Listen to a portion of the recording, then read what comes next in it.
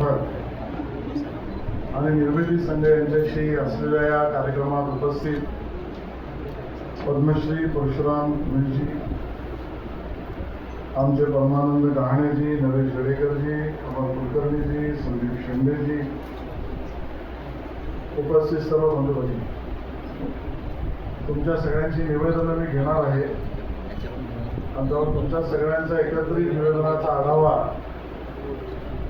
सन्माननीय परशुरामजींनी इथे मांडलेला आहे आणि ते सोडून पण ज्या निवेदनाचे मुद्दे असतील ते मी घेणे आणि विभाग त्याच्यावर सकारात्मक विचार करेलही, आपण निश्चिंत आहोत.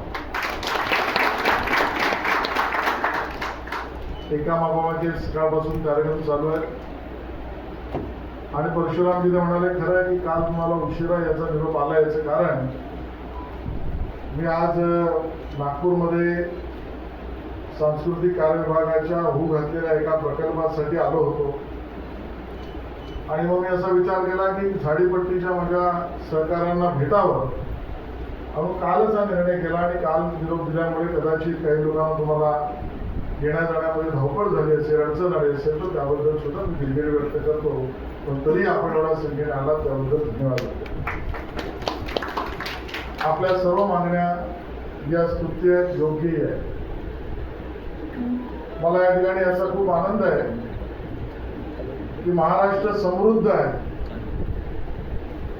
कला संपन्न, कला वैभवशाली आहे आणि या कला संपन्नता आणि कला वैभव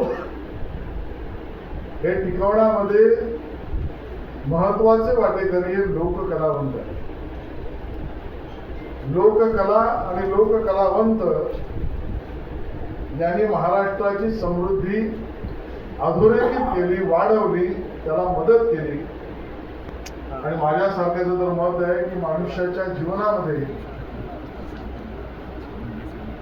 संस्काराची केंद्र जरूर आई वडिलांचे संस्कार, जरूर गुरुजनांचे संस्कार, जरूर शिक्षकांचे संस्कार, पण प्रत्यक्ष स्वतःच्या डोळ्याने हातापायाने बाहेर चालायला लागल्यावर किंवा समजायचं वय सुरू होण्याआधी या सगळ्या बरोबर अन्य कोणी संस्कार आईच्या मायेने, गुरुच्या पद्धतीने, शिक्षकांच्या कार्यपद्धतीने जर मनुष्य मनावर करत असेल तर ते आमचे लोक कलावंत आणि लोककला. आमचे उत्सव, आमचे सण, आमचे ऋतू, आमचे नक्षत्र, आमचे वातावरणीय बदल, आमच्या पर्यावरणीय आवश्यकता, आमच्या उत्सव सणांबरोबर आमच्या देवदेवता आणि निसर्गाच्या पूजा इथपासून आमच्या मनोरंजन आणि सामाजिक प्रबोधनापर्यंत या सर्व ठिकाणी जर प्रत्येक मानवी जीवनाच्या पडावावर जर कोणी भेटत असेल आणि भेटून आपल्या मानवी मनाला संस्कारमय करत असेल तर त्यामध्ये महत्वाचा वाटा लोककलावंतांचा, लोककलाचा. असंख्य उदाहरण आणि ही परंपरा आहे. प्रतिकूल परिस्थितीमध्ये साधनांची वरवा असताना सपोर्टला मदतीचे हात हळूहळू कमी होत आहेत की काय, अशा परिस्थितीमध्ये सुद्धा ही कला जिवंतच ठेवली पाहिजे. कारण ती कला माझी आई आहे, माझं देव आहे, माझी गुरु आहे. या भावनेने काम करणारा कलावंत महाराष्ट्रात जागोजागी लोककलांचा आवाज असतो. वेगवेगळ्या भागामध्ये वेगवेगळ्या लोककला आहेत. आमच्या विदर्भातली झाडीपट्टी त्यातली एक अग्रणी आहे, खरी गंमत पण आहे. आणि 2008 ला किंवा त्या दरम्यान हा निर्णय झाला की 5च लोककलांना अनुदान. त्या 5 लोककलांची नाव, तो योग्य निर्णय होता, त्याच्यावर काही टीका करत नाही, त्यावेळेची ती गरज असेल. आणि 5 लोककलांना भांडवलासाठी आणि प्रयोगासाठी अनुदान हा निर्णय झाला होता. 2008-9 पासून त्या काळापासून आता 2026 यावर चिंतन होणं अपेक्षित होतं. काही ना काही कारणाने राहिलं असेल. मला आनंद या गोष्टीचा आहे आणि माझे सौभाग्य आहे की माननीय मुख्यमंत्री देवेंद्र फडणवीस साहेबांनी याचा पुनर्विचार करा, या शासन निर्णयाचा अशी भूमिका घेतली आणि त्या 5 लोककला त्याही महत्वाच्याच आहेत. त्याबरोबर 6वी महत्वाची लोककला जोडून त्याला प्रयोगात्मक अनुदान देण्याचा निर्णय केला. ती म्हणजे आमची झाडीपट्टी आहे आणि त्याला निर्णय आपण 50,000 रुपये प्रयोगात्मक. हे आपण नव्याने केलेला निर्णय. बरोबर आहे, वही गायन सुद्धा आहे. कोकणाचा नमन, जाखडी असे 4 प्रकार आपण वाढवले आणि त्याच्या सुद्धा प्रयोगाचा निर्णय. हे मी यासाठी सांगतोय की सरकार या सगळ्या गोष्टींचा गांभीर्याने विचार करून निर्णय करते.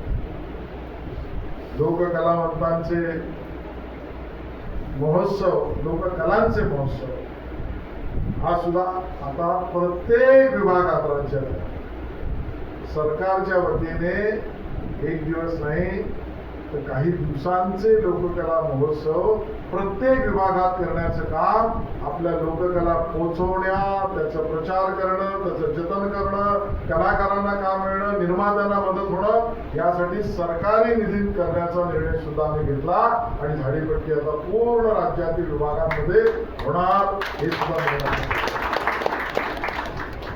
आज ही परंपरा आणि त्याच्या संहितेचा विषय या ठिकाणी मांडला.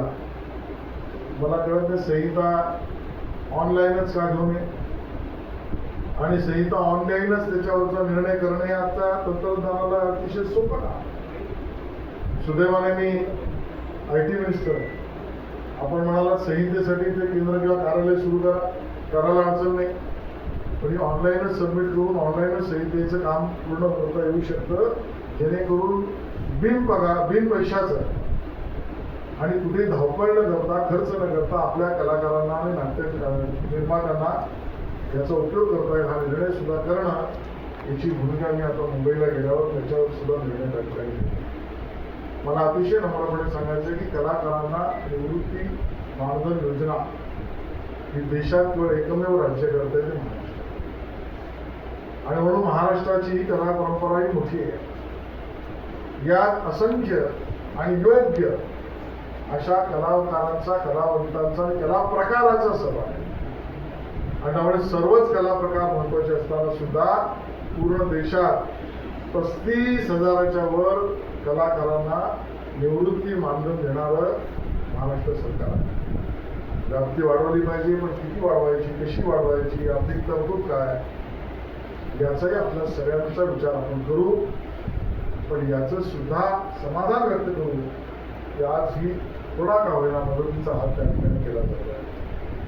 आज आरोग्याच्या विषयाची कल्पना आपण मांडली. मी जरूर मुंबईला आमच्या सचिवांना या विषयात काही अभिनव योजना, कारण इन्शुरन्सच्या स्कीम्स या काही खूप खर्चिक असतात असं नाही, पण त्या हेल्थ इन्शुरन्सच्या स्कीममध्ये एखाद्या आमच्या कलावंताला, गरीब कलावंताला, गरजूला खूप मोठी मदत मिळू शकते. हे सुद्धा करण्याचा सकारात्मक निर्णय मुंबईला गेल्यावर आपण घेऊ, याबद्दल हिंमत नाही. मी आज या ठिकाणी आलो ते फक्त या प्रयोगात्मक अनुदानाचा लाभ आपण घ्या, याचे कार्यक्रम उत्तम करा. माझ्या पुढच्या कार्यक्रमात त्या पुढच्या निर्णयाचा भाग राहील की आता आमच्या लोककला केवळ महाराष्ट्रातल्या विभागाशः नाही तर देशातील अन्य राज्यांमध्ये सुद्धा झाडीपट्टी सहित अन्य लोककला झाल्याच पाहिजे. त्याचाही कार्यक्रम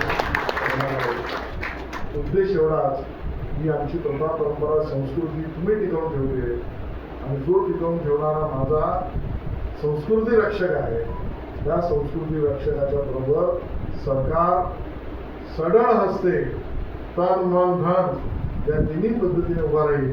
एवढंच या ठिकाणी मी आपल्या सगळ्यांना नम्रतेने सांगू इच्छितो. आपण सगळ्यांनी मला बोलवलं आणि माझा सन्मान केला त्याबद्दल आपलं खूप धन्यवाद. आणि आता सगळ्यांचं निवेदन घेऊन पुढच्या कार्यक्रमासाठी आपल्याला जाण्याची परवानगी मागतो. जय हिंद, जय महाराष्ट्र.